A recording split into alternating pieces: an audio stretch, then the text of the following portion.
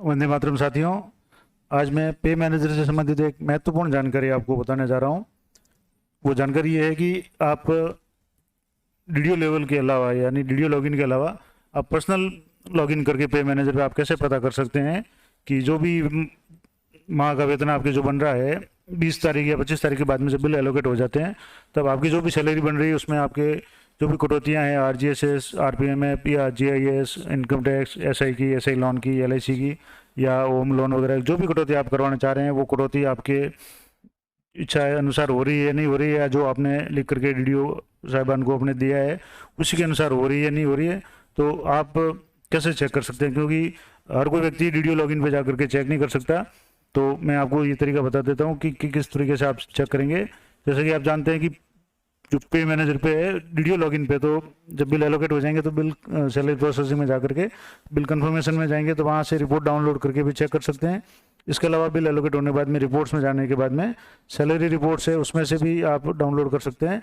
लेकिन व्यक्तिगत रूप से पर्सनल पे मैनेजर आईडी पे आप कैसे ये काम करेंगे तो मैं इसके बारे में आपको बता देता हूँ। इसके लिए सबसे पहले आपको पर्सनल जो आईडी है उस पर आपको जा करके आपको लॉगिन हो जाना है। उसके बाद में लॉगिन करने के लिए आपको आईडी पासवर्ड डालना है और कैप्चा कोड डालना है। उसके बाद में यहाँ एम्प्लॉय सेलेक्ट करना है डीडीओ की जगह और यहाँ लॉगिन हो जाना है। अब लॉगिन में जैसे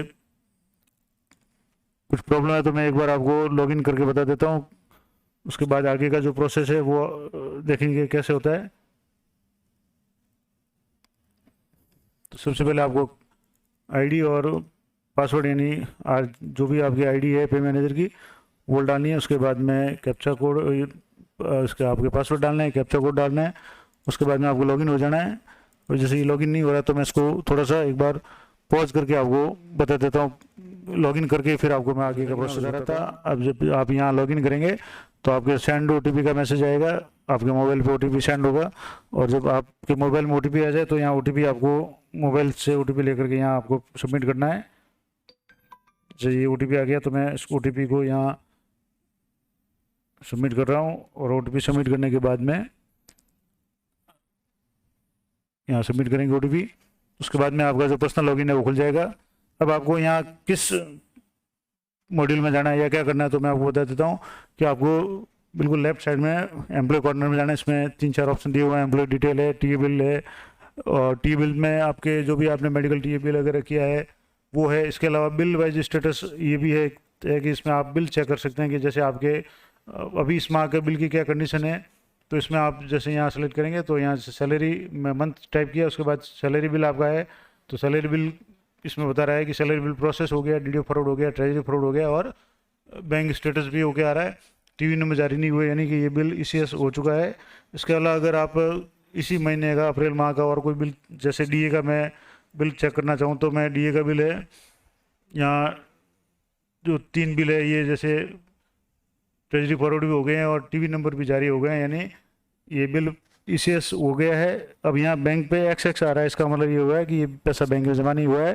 क्योंकि आपको पता होगा कि मैंने पिछले वीडियो में बताया था कि जो इस बार जो NPS के जो कार्मिक पहले थे अब उनको पुरानी पेंशन में ले लिया गया, लेकिन उनका जो भी पेमेंट है वो GPF 2004 खाते में जमा हुआ है यानी बैंक में जमा नहीं होगा। तो ये बिल जो DA का बिल है ये भी आप चेक कर सकते हैं। तो DA का बिल ये जैसे प्रोसेस हो गया, डीडीओ फॉरवर्ड भी हो गया, ट्रेजरी फॉरवर्ड भी हो गया, लेकिन बैंक में जमा नहीं हुआ है, ECS हो चुका है, टीवी नंबर जारी हो चुके हैं यानी बिल आपके GPF 2004 के खाते में चला गया है। जो पुराने कार्मिक है उनके GPF में होगा और जो 2001-2004 के बाद जो लगे हुए हैं उनके GPF 2004 के खाते में जमा हुआ है। इसके अलावा अगर आपके दूसरे महीने का कोई भी बिल चेक करना चाहें तो अब जैसे मार्च महीने की सैलरी चेक करना चाहे तो ये टीवी नंबर भी जारी हो चुके हैं, बैंक वगैरह सब कंप्लीट है। अब अप्रैल में मैं बता रहा था कि जैसे ये सैलरी का बिल है तो सैलरी का बिल बैंक स्टेटस यानी कि बैंक तक पहुंच गया। अब ये टीवी नंबर जारी होने हैं यानी ECS हो चुका है तो इसका भी मैसेज आ जाएगा।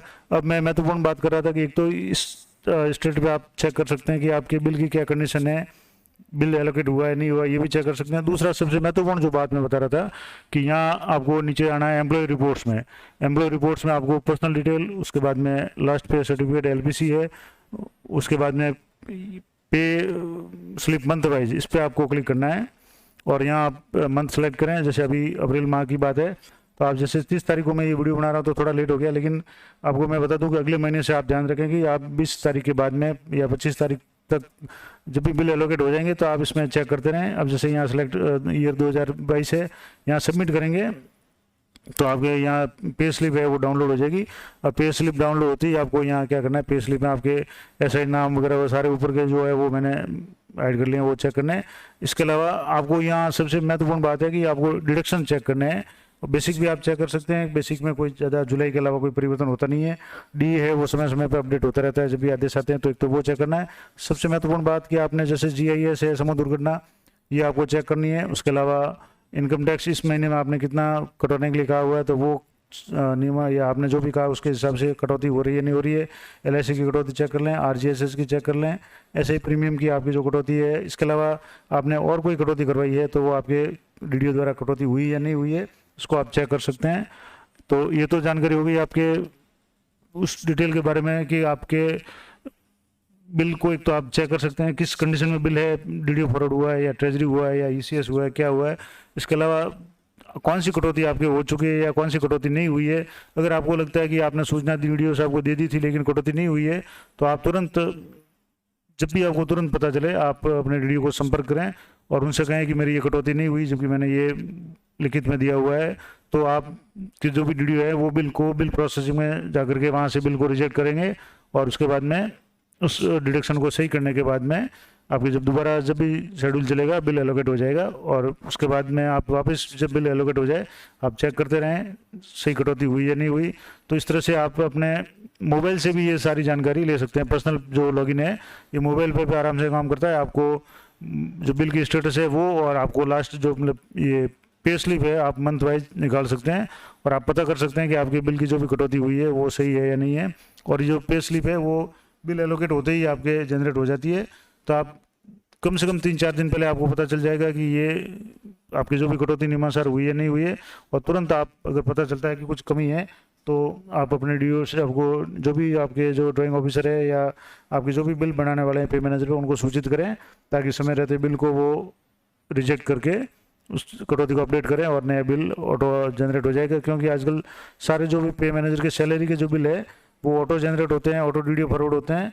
तो समय पे ये ध्यान देना ज़रूरी है। और आप इस तरीके से आप अपने मोबाइल से घर बैठे भी आप पता कर सकते हैं कि आपका बिल किस कंडीशन में है और आपकी कटौती सही है या नहीं है। तो और पे मैनेजर से संबंधित और भी कोई जानकारी आप चाहते हैं या आपके इस बारे में कोई क्वेरी है, आप कोई जानकारी जानना चाहते हैं तो आप मुझे कमेंट करके बता सकते हैं। मैं प्रयास करूँगा कि आपकी समस्याओं का जो भी ये समाधान मैं यथासंभव कर सकता हूँ वो करूँगा। तो मिलते हैं नेक्स्ट वीडियो में, तब तक जय हिंद जय भारत।